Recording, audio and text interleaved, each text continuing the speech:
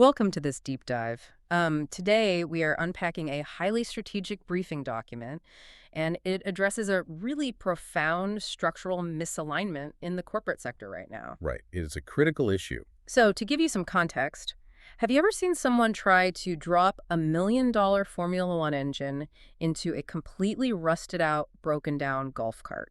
I mean, that is the perfect analogy for what we are seeing in the market. Exactly. Analytically speaking, that is exactly what Fortune 500 companies are doing with artificial intelligence every single day. The briefing we are looking at is a joint session detailing the official collaboration between CRMPosition, acting as the strategic AI advisor, and Marvin J. Martinez, founder of Bandsaw.ai. And their mission here is very clear. They are aiming to dismantle the superficial AI market hype in go-to-market architectures. They wanted to find what real, mathematically sound, ROI-driven enterprise automation actually looks like. Right, because there is this massive disconnect right now. The source text highlights that enterprise leaders are consistently overestimating the value of raw technical intelligence. Yes, the generative capabilities. Exactly, the generative side.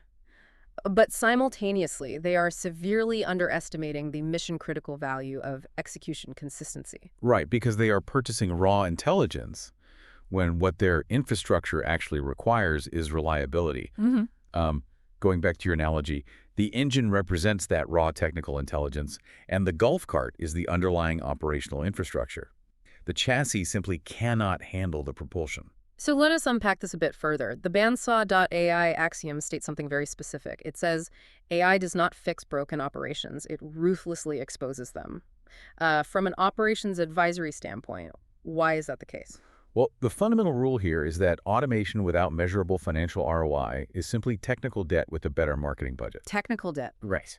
Yes, AI implementations frequently fail because they are treated as isolated technology deployments.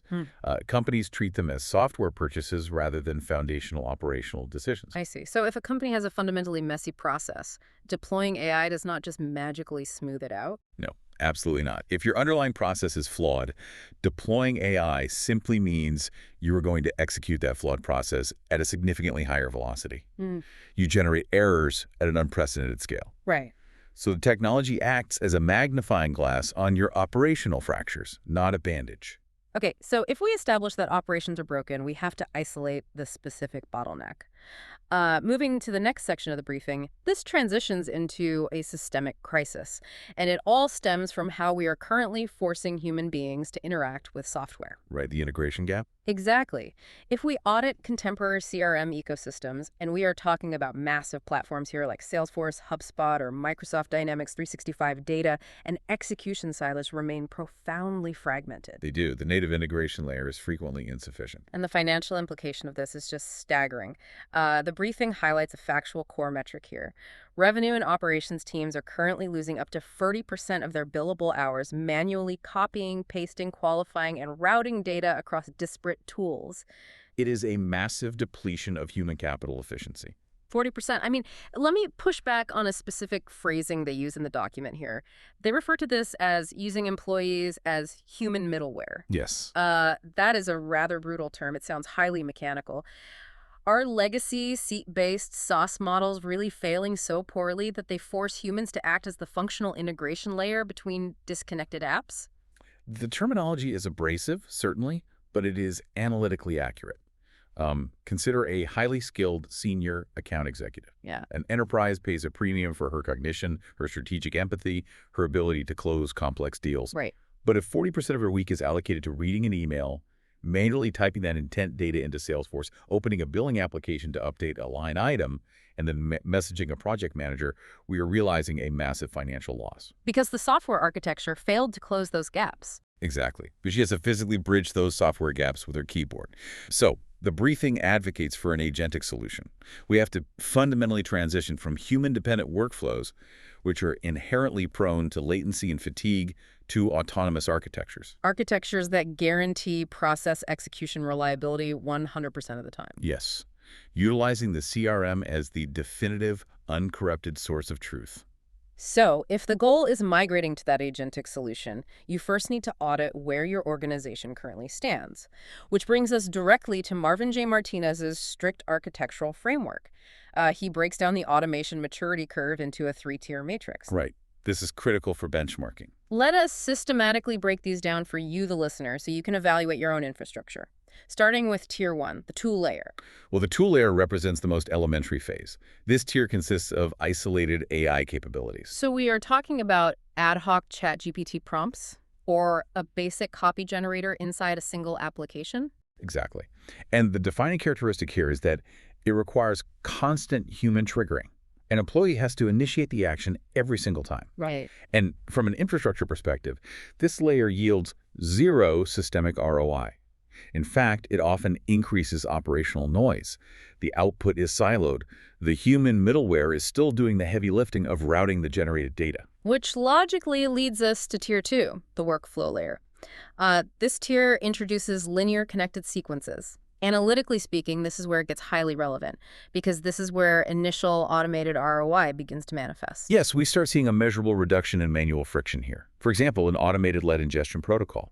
The client submits a form, and that dynamically triggers a sync with your CRM pipeline. So the data moves without the employee typing it? Correct. But, and this is the critical limitation, it moves deterministically based on rigid predefined logic.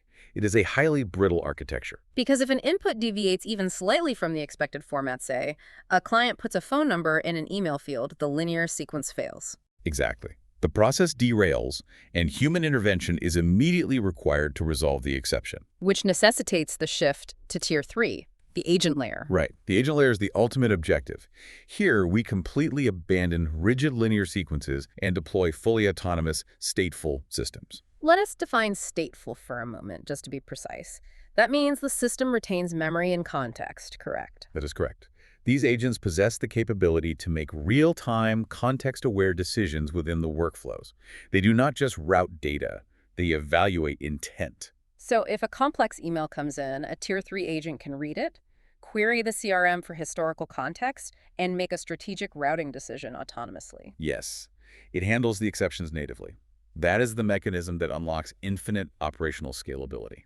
So a diagnostic question for you to consider regarding your own company. How can a strategic leader accurately determine if their organization is trapped at the tool layer while falsely believing they're operating at the agent layer? The diagnostic test is straightforward.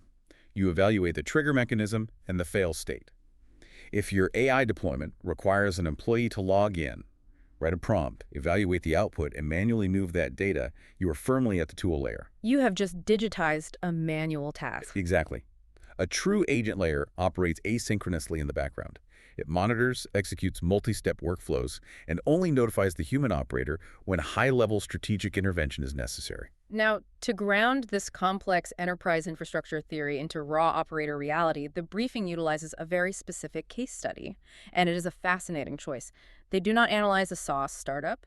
They examine a high-volume, local locksmith enterprise. It is a brilliant analytical choice. A service-based, high-velocity operational environment provides a stress test that a standard digital business simply cannot replicate. Let us establish the baseline failure here. This is an emergency service sector. The operator is frequently driving a dispatch vehicle or physically performing labor on site. Consequently, when the inbound phone rings, they experience a high percentage of missed calls. Right. And structurally, that is a massive bottleneck. Because in that specific industry, a missed call is an immediate and permanent loss of top-line revenue to a competitor. If someone is locked out, they just call the next vendor. Yes. The human operator was functioning as both the field execution layer and the inbound triage layer. That model does not scale. So Bandsaw.ai engineered and deployed an autonomous architecture to resolve this. Specifically, an AI-native voice-handling agent. Exactly, operating as the definitive first response infrastructure layer. The mechanics of this are quite precise. The agent answers instantly. It dynamically triages the interaction to determine urgency, extracting critical intent data like location and lock type, and then injects that structured data directly into the operational pipeline. Updating the CRM in real time, yes. And then it triggers a real-time dispatch alert to the technician. Let me stop you there and push back, though. From a strategic advisory standpoint, why focus on a local locksmith in an enterprise briefing? If you are a Fortune 500 executive listening right now, why is this relevant? Because the case study is completely decoupled from the specific trade. It is about the underlying mathematical architecture.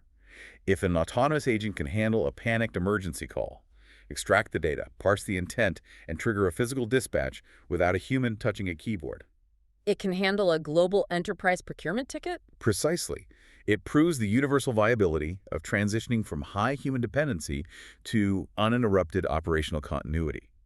The business captured 100% of pipeline velocity. Without scaling headcount. Exactly.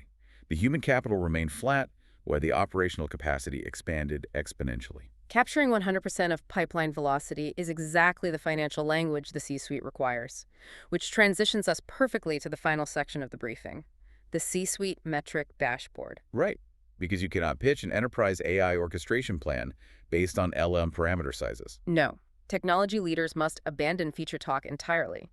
The board allocates capital based on measurable risk reduction and yield expansion. Therefore, the focus must be exclusively on 3 strategic key performance indicators. Let us detail these KPIs from the source document. KPI number 1, response speed velocity. We're talking about crashing legacy lead or ticket response times down to autonomous sub-minute execution. Which directly correlates to conversion rates. Exactly. KPI number 2, manual friction elimination. And this requires precise quantification. You have to calculate the exact labor hours permanently removed from the human workload.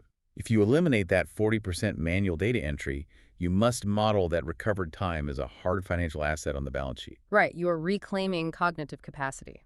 And finally, KPI number 3, operational leverage. This is the ultimate corporate scale metric. It is. It is defined as exponentially increasing the total volume of revenue workflows the organization can execute while keeping the human headcount completely flat. It fundamentally breaks the legacy linear relationship between revenue growth and payroll expansion. So, summarizing the strategic mandate for you as an organizational leader, true automation is not about implementing superficial AI at the tool layer. It is about permanently reclaiming your team's time, eliminating the human middleware, and fundamentally changing the math of how your business scales. It is a complete structural paradigm shift. Yeah. But it does introduce a systemic consequence that requires long-term modeling. Right. And that leaves us with one final, slightly provocative thought for you to mull over as we conclude. If we successfully deploy these autonomous agent layers, if AI entirely replaces the human middleware connecting these systems, eliminating the manual data entry, what happens to the entry-level jobs? It is a critical question. Because traditionally, those manual tasks are exactly how the next generation of workers learns the foundational mechanics of a business. If the agent layer is doing all the heavy lifting from day one, how will young professionals learn how the chassis was built? Certainly something for you to explore on your own. Thank you for joining us on this deep dive.